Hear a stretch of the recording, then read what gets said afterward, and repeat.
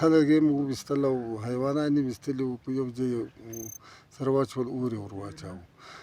خو دا ډېر واقعات چې دلته پېښ شوي دي، مقصد د هغه ټول نه شو یادولی، خو مقصد د هغه د دوی وحشت دا اوس یې په ودو یې هم بمبار کړی ده، مسجدو یې کړی ده، په مدرسو یې کړی ده، هېڅ یې نه پرېښودل. حتی دا به یې ویل چې موږ ته خاوره پکار ده. په صریح الفاظو د دوی مخکې نه د دوی غلامانو د کمونیستانو دا ویل چې موږ ته خاوره پکار ده، موږ ته انسانان دلته مطرح نه دي. نو دا یو څرګند حقیقت و. نو هغه اوس مطلب قیام عمومي په نتیجه کې روسانو داسې دروند شکست وخوړ چې هغه د 14 جمهوریتو امپراتوري کمل ړنګه شوه، درانه مصارف یې وشو، درانه تلفات یې ولیدل. تقریبا 20,000 پوځ د دوی دلته هلاک شو. مصارفو تر وده نور نه سوی وتی، یا ته نور د وتو پرېکړه وکړه چې ووځي. داسې شرمېدلې ماتې یې وخوړه چې مطلب هېڅ تړون و، د امنیت ذمهواري د چا په غاړه وانخیسته، په وهلو ټکولو مګر تر سرحد واوښتل. نو هغه اوس یې تعداد شهیدانو 2.5 میلیونه نفر په شهادت ورسېدل په افغانستان کې. نو په هغه وخت کې تقریبا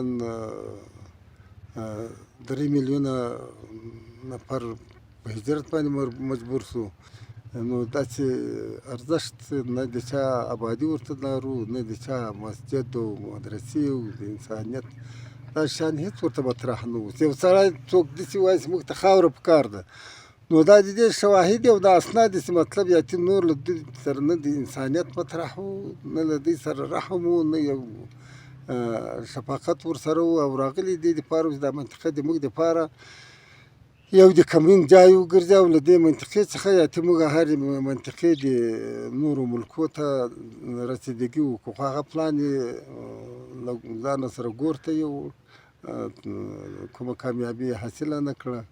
1-2 کاله مقصد د دې وروسته دغه کمونیستي نظام چې کوم قدرت و اخرنی رئیس جمهور ډاکټر نجیب و چې له منځه ولاړ، حکومت ترې پاته شو. کله چې روسانو په افغانستان باندې یرغل وکړو او افغانستان قواوې دوی ته 1.5 لک کمانډوس قواوې راننوتې، بس په افغانستان کې داسې ظلمونه دوی شروع کړو. دا د موږ په منطقه کې له اول مثال دلته داسې کسان وو چې په ودو باندې بمبارونه وکړل، ښځې په شهادت ورسولې، په ټکټر کې سړي په شهادت ورسول. دوی سره دا چې فکر و چې معنا د افغانستان به موږ داسې لاندې کړو لکه کرغستان او کومې علاقې چې دوی لاندې کړي وو. خو هغه ارمانونه خدای د دوی پرې نه کړو.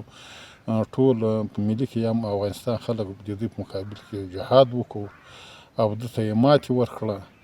او کله چې دوی په حیرتان باندې پورې وتل، په اخري موټر کې یو قومندان ناست ولو، یو روسۍ دا بل ته ورڅنګ شو. ما د BBC له راډیو کې دا خبرې واورېدې چې ورته ویل چې موږ تودو اوبو ته ورسېدو، او قومندان دغه عسکر په دغه پښه باندې په کلاشنکوف وویستو چې معنا ته ولې د موږ سپکاوی کوي د خپل ملک د پوځ.